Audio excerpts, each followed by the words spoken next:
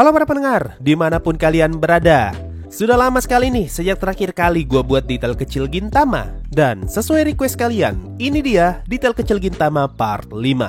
So langsung aja, mari kita mulai dari episode 63. Di awal episode, kita diperlihatkan Zenzo yang lagi buang air besar. Dan dia ngomong kebenaran di balik Giant yang terlihat baik di versi movie. Nah, ini adalah kalimat sindiran buat anime Doraemon yang entah kenapa kalau di versi TV-nya Giant dibuat sebagai karakter yang jahat, tapi di versi movie Giant justru jadi karakter yang baik. Setelah dari sini kita diperlihatkan karakter Miko yang ngomong, singkirkan stoksnya Revdor, Poremon akan ditangkap dalam beberapa hari. Kalimat ini merefer ke kasus di tahun 2007, di mana kata Revdor merefer ke perusahaan internet bernama Livedor, dan Poremon adalah plesetan dari nama Horyemon, yang mana ini adalah sebutan untuk pendiri Livedor yaitu Takafumi Horie. Nah, pada saat itu, perusahaan ini terkena kasus security fraud dan akhirnya ngebuat Horyemon di penjara. Selanjutnya, kita diperlihatkan si cewek Miko yang lagi baca majalah Jump di sebelah Zenzo dan di sini dia menyebutkan nama Maison de Penguin. Nah, Maison de Penguin adalah salah satu judul manga buatan mangaka Koji Oishi. Makanya di awal episode ini kita diperlihatkan gambar penguin dengan tulisan Maison de Penguin. Setelah dari sini, Gintoki dan kawan-kawannya mendapatkan tugas untuk mengawal si Miko. Lalu, ketika mereka makan malam, di sini Gintoki ngomong, ikan goreng tanpa kecap asin bagaikan Machiko Sensei tanpa roknya yang terangkat. Kalimat ini merefer ke manga Miss Machiko atau Machiko Sensei yang sesuai dengan penjelasan Gintoki tadi, di mana manga ini seringkali memperlihatkan roknya Machiko Sensei yang terangkat. Dan terakhir, ketika Zenzo ditebas, di sini dia berhasil selamat berkat buku yang ada di dadanya. Nah, buku itu disebut majalah Ribbon, yang bisa dibilang mirip-mirip dengan majalah Jump, tapi isinya adalah shoujo manga. Masuk ke episode 64, di awal episode kita diperlihatkan seorang reporter TV bernama Hitoyoshi Kusano, yang adalah parodi dari reporter TV NHK yaitu Hitoshi Kusano. Dan di episode ini, lagi dan lagi Elizabeth cosplay jadi Golgo 13. Lanjut ke episode 65, ini adalah episode yang memparodikan anime jadul berjudul Crush Gear. Makanya scene pertarungan antar kumbangnya terlihat mirip seperti battle di Crush Gear. Bahkan cara Sogo memegang Sadomaru nomor 21 terlihat mirip dengan cara pegangnya Crush Gear. Lalu di awal episode, salah satu kumbangnya diberi nama Akebono X yang merefer ke atlet sumo Akebono Taro. Kemudian Kagura muncul dan mengeluarkan kumbang yang dia beri nama Sadaharu nomor 28. Nama ini merefer ke robot di manga Tetsujin 28. Masuk ke pertengahan episode, di sini Gintoki lagi nonton acara TV di Edo. Ini adalah acara TV yang mendokumentasikan Katsura di episode ke-64. Tapi karena pembawa acaranya terluka di akhir episode itu, makanya pembawa acara yang muncul di episode ini berbeda. Dan di akhir episode 65, mata Sogo berubah menjadi ungu dan dia ngomong, bisakah aku mengalahkanmu sekarang? Aku tidak mendapatkan jawaban darimu. Nah, ini adalah kalimat ikonik dari karakter Ryutaros di Kamen Rider Den-O, di mana pengisi suara Ryutaros adalah Kenichi Suzumura yang juga adalah pengisi suara Okita Sogo di Gintama. Lanjut ke episode 66, di awal episode Gintoki lagi baca manga dengan gambar Naruto. Lalu Gintoki ngomong, bahkan karakter utama juga bisa mati. Kalimat ini merefer ke movie Naruto yang rilis di tahun 2007 dengan premis awal cerita kalau Naruto bakalan mati.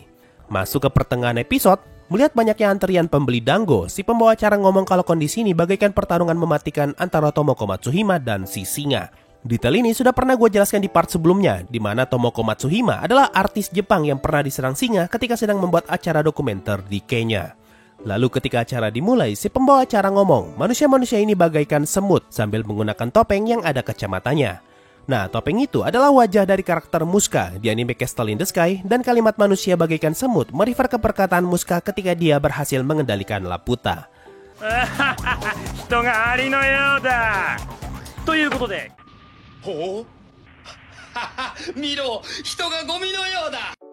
Tidak lama kemudian muncul satu keluarga yang mencoba memakan dango di tempatnya Gintoki, tapi Gintoki malah menghalangi mereka. Lalu Gintoki memberikan satu tusuk dango berisi 5, padahal biasanya satu tusuk dango isinya hanya 4. Gintoki pun ngomong, ini adalah satu tusuk dango.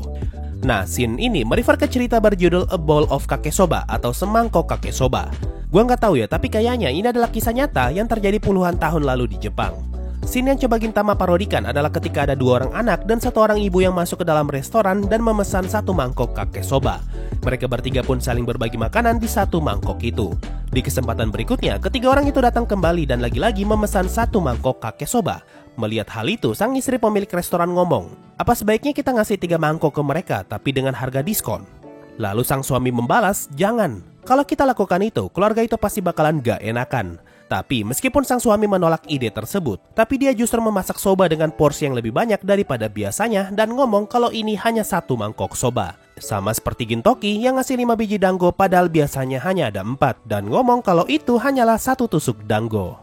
Next, episode 67. Di opening episode ini, motornya Gintoki nabrak. Makanya episode ini bercerita tentang Gintoki yang ingin memperbaiki motornya. Lalu setelah motornya selesai diperbaiki, Gintoki ngomong, "Kalau ada apa-apa, aku akan memanggilmu lagi, Dog Mekanik." Kalimat ini merefer ke manga jadul berjudul Yoroshiku Mekadog. Tidak lama kemudian, Gintoki malah nabrak cewek dan sekarang Gintoki bertugas untuk menggendong cewek itu. Nah, ketika digendong, cewek itu ngomong, "Berhubung aku tidak bisa melakukan apapun, aku akan menyanyikan Sarai." Mendengar hal itu, Gintoki membalas, "Kau mau aku berlari selama 24 jam?" Kalimat ini merefer ke lagu berjudul Sarai yang dibuat untuk acara TV bernama 24 Hour TV Love Will Save the World. Dengan kata lain, lagu Sarai ini diputar terus-menerus selama 24 jam di acara TV itu. Makanya Gintoki ngomong, "Kau ingin membuatku berlari selama 24 jam." Di scene berikutnya, kita diperlihatkan Gintoki yang sedang naik motor dengan cewek itu. Lalu di sini Gintoki ngomong, "Kita belum membuat satupun pengantaran dan segalanya sudah berada di luar kendali. Ini seperti movie di mana guru memberitahu muridnya untuk saling bunuh pada saat upacara penerimaan." Nah, kalimat ini merefer ke opening movie Jepang berjudul Battle Royale, di mana para muridnya mendapatkan penjelasan tentang tata cara Battle Royale oleh guru kelasnya. はい、こんにちは。今日皆さんは幸運にも今年度バトルロワイヤルの大賞クラスに選ばれました。おめでとうございます。ありがとうございます。 Kemudian setelah beberapa lama motor itu pun meledak dan si cewek ngomong, "Teruntuk Saito-san di Tokyo, aku terkadang mengalami depresi tapi aku baik-baik saja. Aku cinta kota ini." Nah, kalimat ini diambil dari ending film Ghibli yang berjudul Kiki Delivery Service, di mana Kiki mengirimkan surat untuk keluarga di kampungnya yang isi suratnya kurang lebih seperti yang diucapkan cewek di Gintama tadi. Setelah insiden itu, Gintoki pun masuk rumah sakit dan dokter yang merawatnya mempunyai penampilan mirip dengan karakter dari manga Blackjack. Dan di scene berikutnya, sekarang Sachan yang merawat Gintoki dan dia ngomong, "Aku diberitahu kalau mereka lemah dengan Minami-chan dari Touch." Kalimat ini merefer ke karakter bernama Minami Asakura dari manga berjudul Touch. Kemudian kita lanjut ke episode 68. Di episode ini, Gintoki dimintai tolong untuk menakuti para pengunjung dan mereka pun menggunakan kostum yang dianggap mengerikan. Di mana Gintoki menggunakan kostum Jason, Kagura menggunakan kostum Chucky, dan Shinpachi menggunakan kostum Yakuza yang sudah mati. Logikanya, kalau Yakuza hidup aja mengerikan, apalagi kalau Yakuza itu jadi hantu. Lanjut, masuk ke episode 69. Di sini Gintoki takut karena dia habis nonton film horor dan dia meminta Kagura untuk menemaninya membuang sampah. Lalu di sini Gintoki meminta Kagura untuk menyanyikan lagunya Doraemon, tapi Kagura malah pergi sambil menyanyikan lagu dari acara TV berjudul Yonimo Kimyo no Monogatari dan tidak lama kemudian Gintoki pun pingsan. 俺なんかどっかから聞いたようなテーマ曲が聞こえてくるよ。かぐらちゃんだよね。世にも奇妙な物語、映画の特別編。テレビでは実現できなかった。 Setelah sadar, Gintoki melihat Kagura yang lagi pakai kacamata, di mana Kagura lagi cosplay jadi Tamori yang adalah narator di acara TV tadi. Tapi sebelum pingsan, Gintoki sempat mencoba memberanikan diri untuk menyanyikan sebuah lagu. Nah, lagu yang Gintoki nyanyikan berasal dari filmnya Ghibli yang berjudul Nausicaa.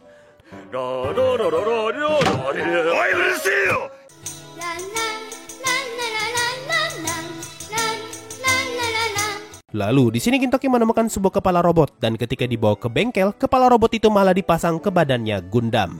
Kepala robot itu pun dibawa pulang dan Gintoki ngomong kalau kita hanya perlu meniupnya bagaikan cartridge. Kalimat ini merefer ke kebiasaan anak-anak zaman dulu yang suka niup cartridge gamenya sebelum bermain. Nah, karena kalimat ini, makanya di akhir episode 71, kepala robot itu malah dipasangkan ke konsol Nintendo sebagai pengganti cartridge. Lalu di episode ke-71, Geng-Geng memerintahkan Tama untuk memutar musik, dan musik yang dia putar adalah musik di film Rocky, yaitu Gonna Fly Now.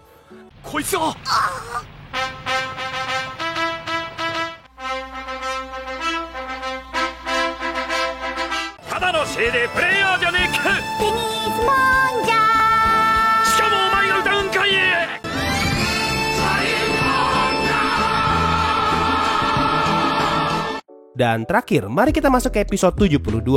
Di episode ini, Sadaharu dipakaikan topeng dan Kagura ngomong kalau dia bukanlah anjing, dia adalah serigala bertopeng. Kalimat ini merefer ke karakter pegulat dari manga Tiger Mask.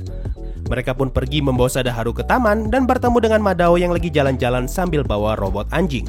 Tidak lama kemudian muncul scene ini yang merupakan parodi dari anime Kapten Harlock, di mana Madao berpakaian seperti Juzo Okita yang sedang menembakkan meriam laser.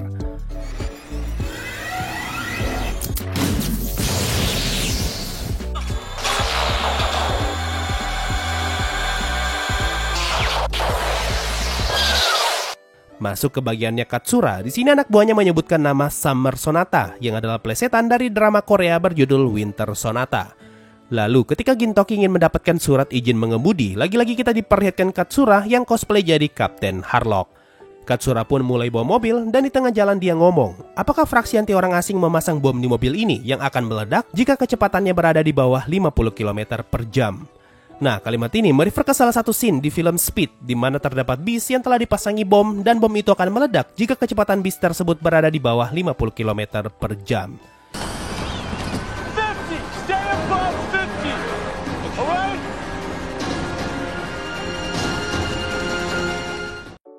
Nah, itu tadi semua detail yang berhasil gua cari dari episode ke-63 sampai episode ke-72. Masih ada ratusan episode lagi sebelum kita bisa menamatkan detail kecil Gintama yang entah kapan bakalan selesai. Terima kasih semua yang sudah mendengarkan sampai di titik ini. Sampai jumpa di video berikutnya, dan bye-bye.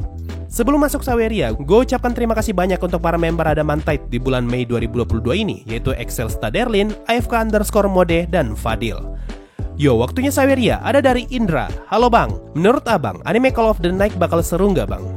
Call of the Night ini yang ceweknya vampir bukan? Kayaknya gue pernah baca 1 atau 2 chapter pertamanya deh. Kalau ditanya apakah bakalan seru atau tidak, gue nggak tahu ya, karena gue aja berhenti di chapter kedua loh.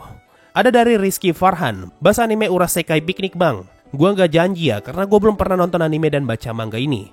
Dan terakhir ada dari Mikiwari. Min, konten hashtag cerita kalian itu cuma baca novel dari Novel Tune doang atau bisa dari yang lain? Bisa baca dari manapun, asalkan kalian bersedia ceritanya dibacakan. Rata-rata cerita yang dikasih ke gua berasal dari Novel Tune dan Wattpad, makanya yang muncul di konten itu rata-rata dari sana semua. So itu tadi dari Saweria, makasih semua yang sudah nyawer dan gabung jadi membership. Thanks a lot and bye-bye.